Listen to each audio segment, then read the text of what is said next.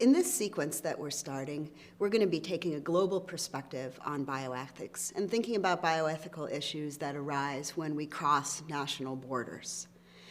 We're going to look at a lot of different kinds of issues, but perhaps the most literal case of border crossing that we want to think about through a bioethical lens is medical tourism. Medical tourism is when someone quite literally travels to a country other than their home country in order to obtain some sort of medical treatment or service. There are several standard reasons why people might want to do this. I'll name just a few. One reason is they might be trying to save costs. So sometimes a procedure is extremely expensive in the home country and can be obtained much more cheaply in the host country.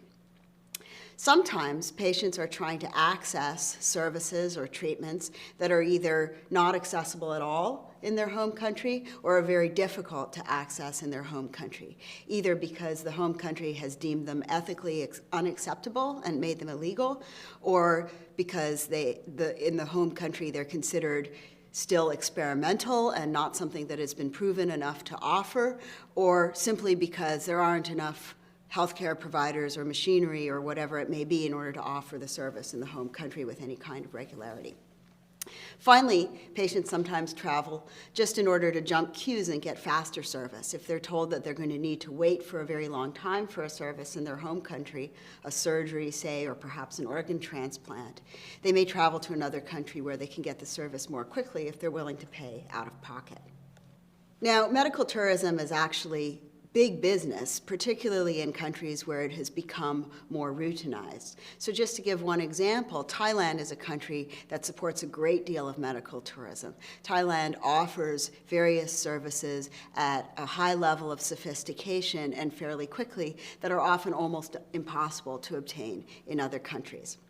In Thailand, between 2010 and 2014 alone, medical tourism accounted for $8 billion in revenue. So we are sometimes talking about a major economic force here.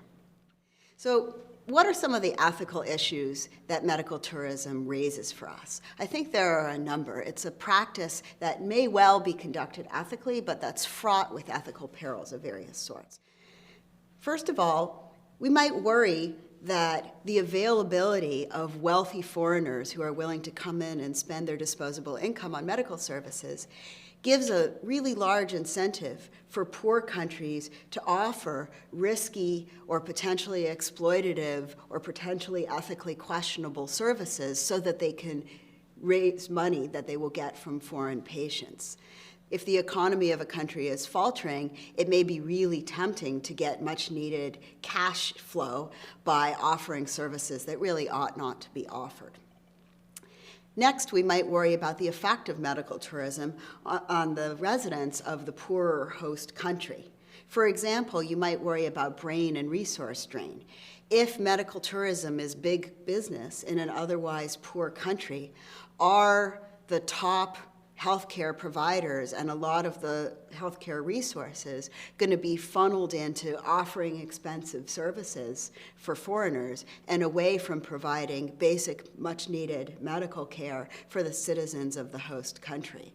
So it's not hard to imagine a case where you have rich people flying in to get fancy cutting-edge surgeries, while at the same time, many of the citizens of the home country are dying from tropical diseases and lack of a safe water supply, for instance. Furthermore, we might turn it around a bit and think about the citizens of the wealthier country who are the ones who are typically doing the traveling.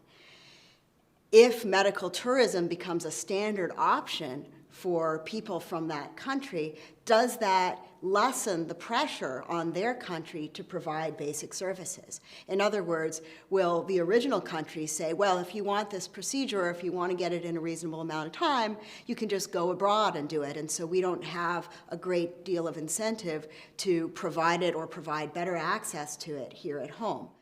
One final issue for now.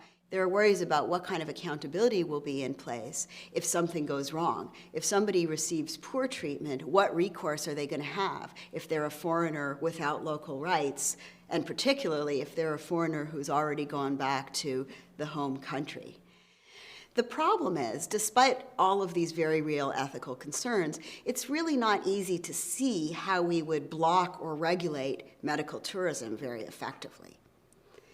If you have patients who are willing to spend their disposable income on a service, and if that service is legal and available in the host country, and if providers feel comfortable offering that service, who exactly are we going to say is doing something wrong? Are we going to tell people that they can't use their disposable income on a legal service?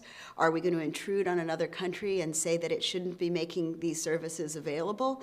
Are we going to tell providers who they should and shouldn't be willing to treat? All of those seem like problematic infringements on both individual autonomy and national autonomy.